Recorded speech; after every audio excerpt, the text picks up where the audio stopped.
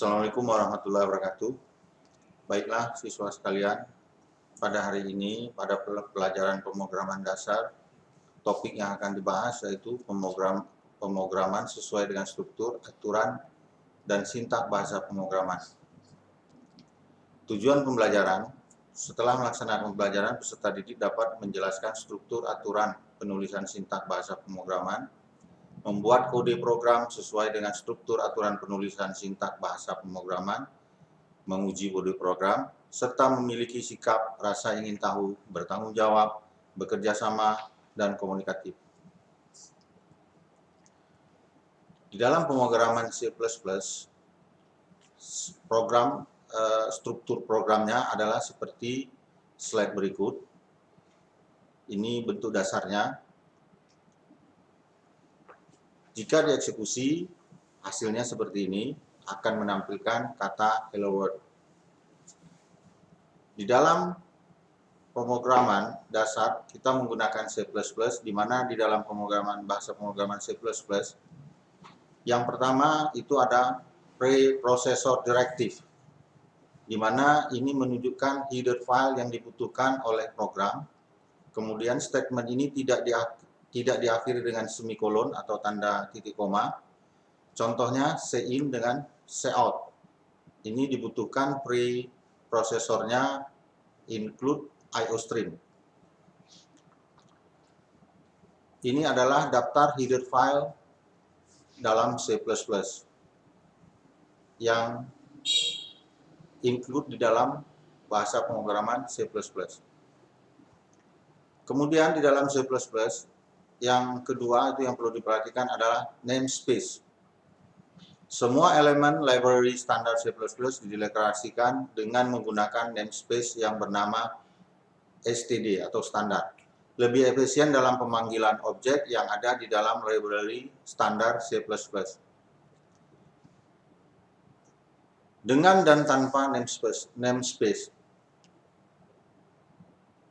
Kalau kita menggunakan namespace atau using namespace, maka perintah penulisan programnya tidak selalu diikuti oleh dengan kata-kata standar titik 2 atau tulisan standar titik 2. Ini seperti slide ini ada contoh perbedaan jika tidak memakai using namespace, maka penulisannya seperti yang di sebelah kanan. Yang ketiga, di dalam C++, main metodnya atau integer main berfungsi merupakan bagian fungsi utama pada sebuah program C++. Yang pertama kali akan dipanggil pada saat eksekusi program, wajib ada pada setiap program C++, bisa memanggil fungsi-fungsi lain yang ada pada program. Yang keempat, di dalam C++, statement merupakan ekspresi yang menghasilkan efek pada program. Ekspresi bisa berupa deklarasi, variabel, pemberian nilai ke variabel, operasi aritmatika, logika, kontrol struktur atau percabangan dan pengulangan, beserta pemanggilan fungsi atau prosedur. Nah, ini contoh statement pada cout hello world seperti slide ini.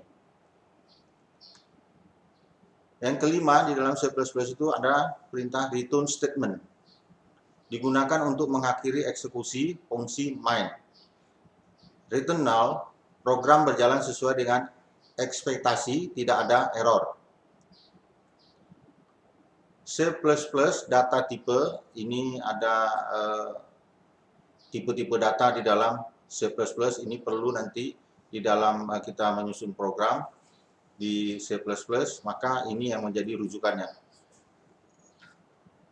Kemudian arithmetic operator di dalam C++ itu ada penjumlahan,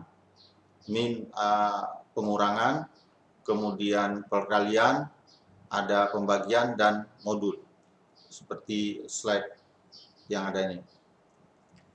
Kemudian relational and equality operator, yaitu ada yang pertama sama dengan, tidak sama dengan, lebih besar, atau lebih kecil, lebih besar sama dengan, dan lebih kecil sama dengan. Scope dari variabel di dalam C++ ada global variable, local variable, dan instruction.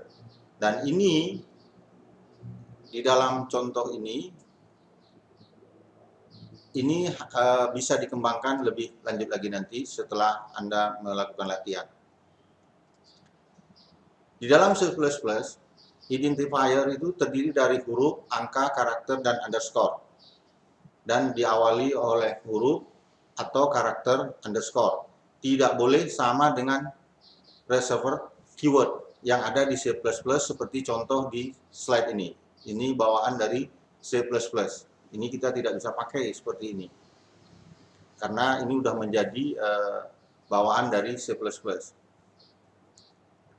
Important, penting untuk menjadi pilih nama variabel yang ringkas, mudah dimengerti, dan menunjukkan karakter nilai yang disimpan.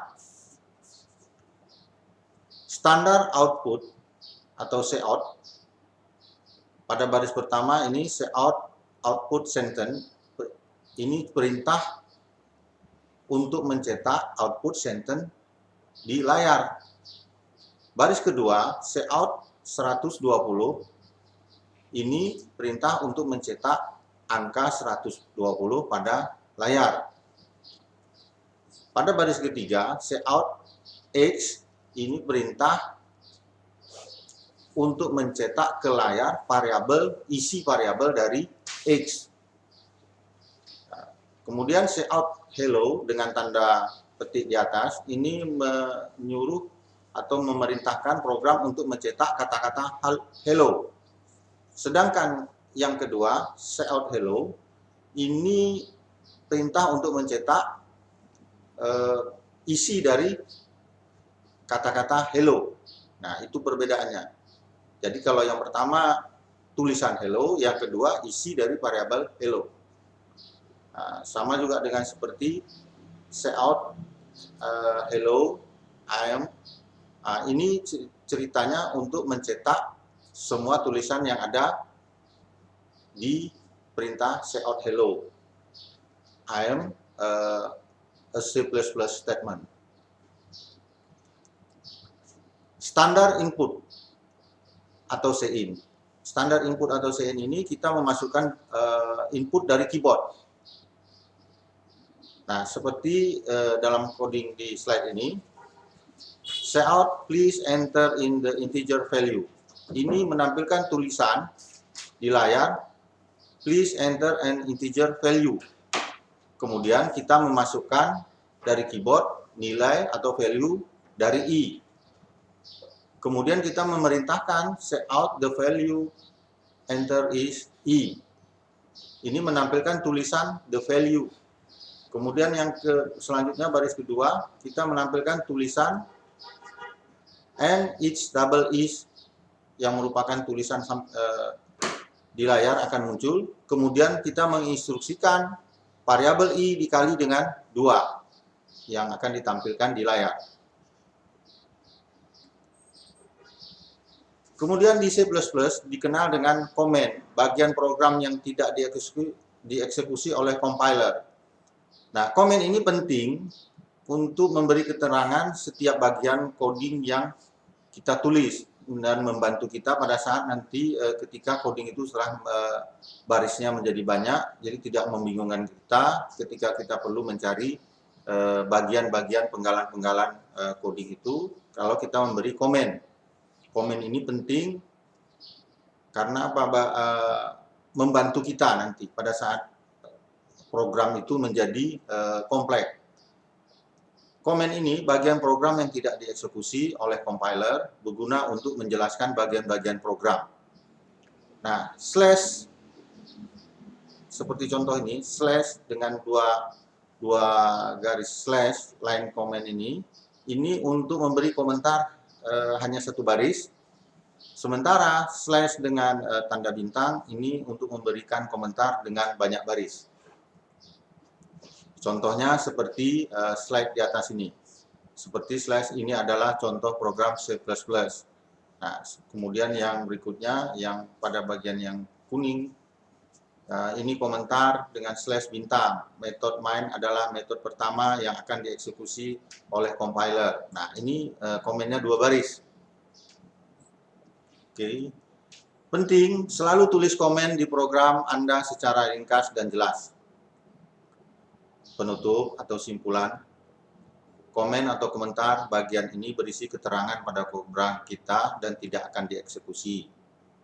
Yang kedua, kesimpulannya, preprocessor directive atau pengarah compiler ditandai dengan simbol asterisk, hashtag, bertugas untuk mengarahkan preprocessor yang akan digunakan untuk membaca file header atau bisa dikatakan sebagai pengatur proses kompilasi. Fungsi utama atau integer main, bagian yang pertama kali akan dieksekusi. Definisi fungsi adalah bagian-bagian yang mendetai fungsi, di dalamnya berisi sintak-sintak yang nantinya akan dieksekusi apabila fungsi tersebut dipanggil. Selalu diawali dengan tanda kurung kurawal buka dan diakhiri dengan tanda kurung kurawal tutup. Deklarasi bisa dikatakan sebagai statement tempat pengenalan variabel, konstanta, fungsi, array, dan lain-lainnya. Tugas, buatlah kode program C++ dengan hasil eksekusi seperti di bawah ini. Ya, bisa dilihat contohnya di layar ini. Ini tugas pertama. Tugas kedua, buat program C++ dengan hasil eksekusi seperti di bawah ini. Bisa dilihat di layar ini, di slide ini. Kemudian yang perlu diingat, gunakan konstanta pi dengan nilai 3,14159. Terima kasih, saya sudahi dengan wabillahi taufiq wal hidayah. Assalamualaikum warahmatullahi wabarakatuh.